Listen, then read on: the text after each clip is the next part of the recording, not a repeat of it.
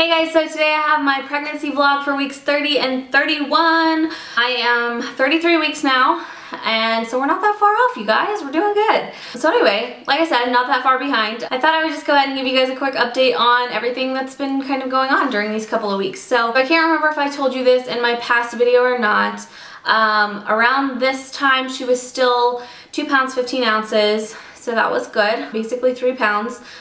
She's still very small, but you know what, like I've said a million times, that's just kind of the going rate. She's just gonna be a small little thing, and that's okay. But she is on a constant growth curve. I think I said this in my last video, and again, I'm gonna try and not repeat myself way too much because I don't wanna be annoying. I have another appointment this Wednesday, and they're gonna check her growth again to make sure she's still on the upward growth curve, and that will determine, again, if I can continue the pregnancy or if they are going to take her early and try and grow her a little bit better outside of me than inside of me. Fingers crossed they let me continue, and I mean as long as she's growing and doing well in there. Not that I'm not ready to be done being pregnant, because I would totally be ready, but I want to make sure she's ready. So we have another appointment then, and I will have an updated number on her weight for my next pregnancy video. Oh, I was so excited. This was such a fun week because it was kind of overwhelming, but we did our baby registry. So Brock and I went to Bye Bye Baby, and I'm not sure if they have those everywhere. I know it's a branch off of like Bed Bath & Beyond, but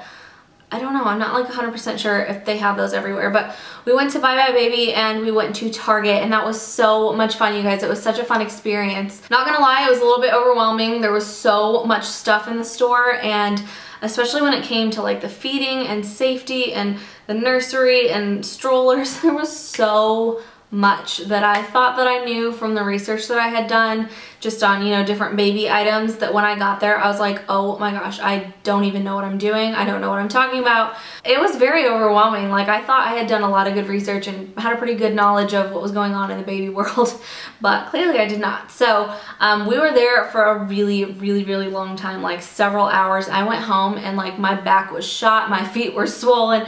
I just like kicked up on the couch, but it was so much fun picking out stuff for our little girl, and we just can't wait for her to get here. Just looking at all the baby clothes and all of the accessories and everything was so much fun. Target was fun too, but I had so much more fun at Bye Bye Baby because it was like the whole store was just like baby in your face. Like, you just got to look at like everything baby. Is it possible to have baby fever while you're already pregnant? I think it is, because I'm seriously feeling that way. So we did that. I think it was in my 30th week that we did that. So at this point, my total weight gain was 16 pounds, and it's getting up there, you guys, and it's scary. And it's like, oh, I've gained even more now since this, and it's just like, oh my gosh. And like, I know it's like for a good cause, it's for the baby, and everything's good, and I'm gonna work really hard to get my pre-pregnancy body back once I'm done. But man, it's hard to see that scale getting up there, and this is definitely the heaviest that I've ever been in my life, and I just feel like there's so many things that I'm seeing, so much like swelling and like water retention in my face. I just, oh my gosh, I was so hesitant to even film with my hair up because I feel like my face is just so puffy. My shoulders, like, well, my shoulders don't look that bad, but like right here on my arms, it's just like, oh my gosh. Obviously my boobs have blown up. Like, I just am a lot bigger than I ever have been. I didn't know my body was capable of getting this big, and it is kind of scary. But again, I'm trying not to focus too much on the weight. The number is very frightening, but again, I know it's for a good reason. And then, you know, once I have the baby, I haven't gained like a lot of excess weight on top of baby weight, I don't feel. Hopefully it won't be too hard for me to kind of bounce back quickly, and you know, I don't know, whatever. I'm not gonna get too much into that because I know everybody has their opinions, and a lot of people feel like you should just, you know, not worry about your body so much after you have the baby. But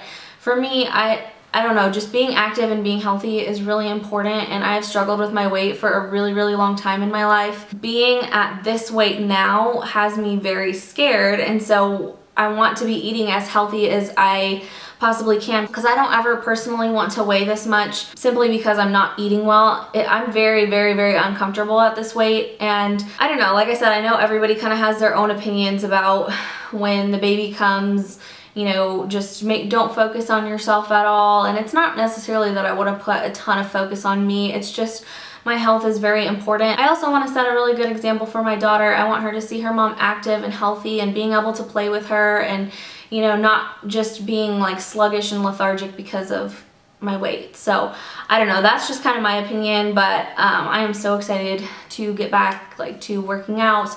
And you know, I'm eating well, but I am kind of indulging into some of my cravings every once in a while. And so I don't know, I'm just ready to get back to kind of my normal self. So I'm going to talk to you about some of my newest symptoms. If you guys want to hear about continuing or old symptoms, check some of my previous videos. I'll have them listed in the down bar, but again, I don't want to get too repetitive, so I'm not going to like talk about the same thing too often. Something, and I am even feeling like this right now, I have been so thirsty. I know some people are gonna ask, I got this at Party City for $5. It's so cute, and it's BPA free. I've been like having this with me at all times, and I guess it's not such a bad thing that I'm thirsty, because most of you guys that my fluid has been consistently low since about 20 weeks that I've been aware of. So they've been telling me to make sure that I'm very hydrated, so I keep, you know, some kind of water bottle or this little cup with me at all times to make sure I'm constantly getting enough water so that my fluid replenishes itself and it doesn't get too low. And then also just for health reasons, proper hydration is always good. But I've been so thirsty, like I almost feel like I have cotton mouth or something. I have been having Braxton Hicks very frequently, and almost to the point where there have been a few times it's been a little bit alarming that I'm like, am I going into labor? Like, what is happening right now? And I've been watching April Athena 7, her pregnancy vlogs, and then also her daily vlogs, April and Justin TV. I am so obsessed with them right now, but I was watching some of her vlogs, and she had said in some of her vlogs if she's not super hydrated, she feels like her Braxton Hicks are a little bit worse. And I definitely agree with that. I feel like when I am not properly hydrated, or I've been drinking things throughout the day but not as much water, like, and I don't drink a whole bunch of like random horrible caffeine like pop soda things, but you know, I do have tea here and there and just, you know, other things like that. But if I've been drinking those things and I haven't been drinking enough water at night, when I have Braxton Hicks, they're very strong and it's a lot more uncomfortable than when I'm really hydrated. I really am having a hard time remembering things. I feel like I'll be in the middle of talking and completely forget what I was gonna say. Pretty much just what I said in my last video. Everything is just kind of staying the same as far as that goes. I am just forgetting a lot. So that's not easing up any. I mean, it's not terrible. I don't feel like, you know, an elderly woman that is having memory problems by any means. I usually remember it later on in the day. I got a question about this, and I thought this was kind of like a funny question, but some of you guys are wondering if my belly button has poked out or not, and I think I will forever have an innie. I don't know why. Like, I have such a deep belly button. Like, it's really weird. I do not expect my belly button to pop out, and I will be very shocked actually if it does. The other thing is I do have my belly button pierced, but I have had my ring out for several weeks now.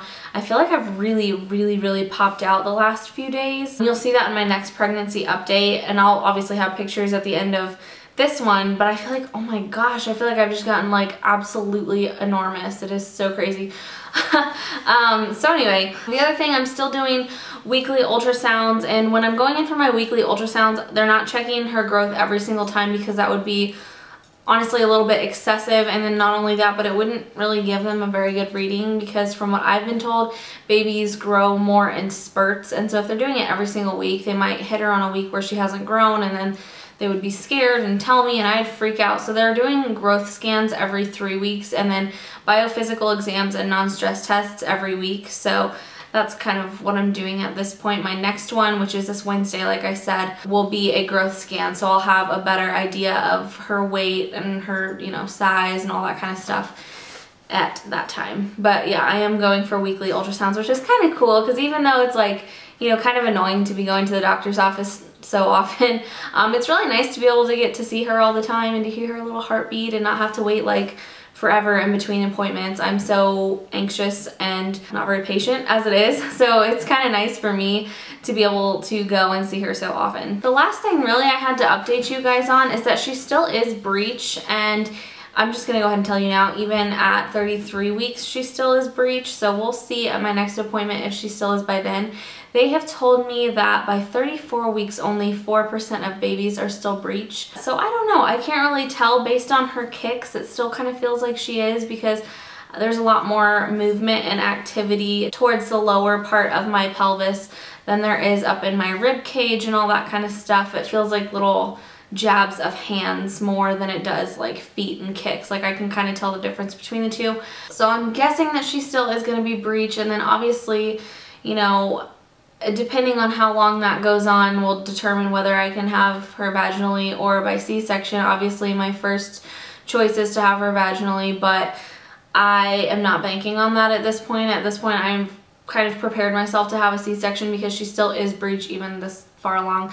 And they said that could have a lot to do with the fact that my fluid has been low, which it has been better the last few times that I've went. It's been at its highest point, which is good. But it has been, generally speaking, very low throughout my whole pregnancy, and they think that it might just be kind of hard for her to flip because there's not a whole lot of room for her to move around in there.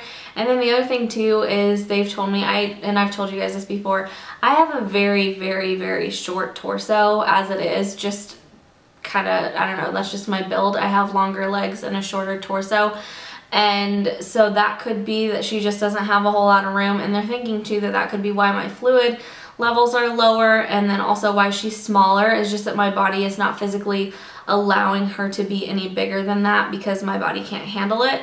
So I think my physical build has had a lot more to do with the complications and problems than really she has. So I don't know, it's just been kind of like a weird thing. So I'm not sure how things are gonna play out as far as my labor and delivery will go at this point. I had a plan, but plans don't always go as planned, so we're just kind of playing it by ear and seeing what ends up happening. Either way, like I said, I'm not too concerned about it. I mean, I don't necessarily, I'm not like excited about getting like cut open and all my organs being pulled out, but the ultimate goal is just to like get her out safely. So if that's how it has to happen, that's how it has to happen. We will see. I will keep you guys updated, obviously, and that's basically it for this update. So I'm going to show you some pictures and then I will see you guys in my next pregnancy update. Love you, thank you for watching, and I'll see you next time. Bye!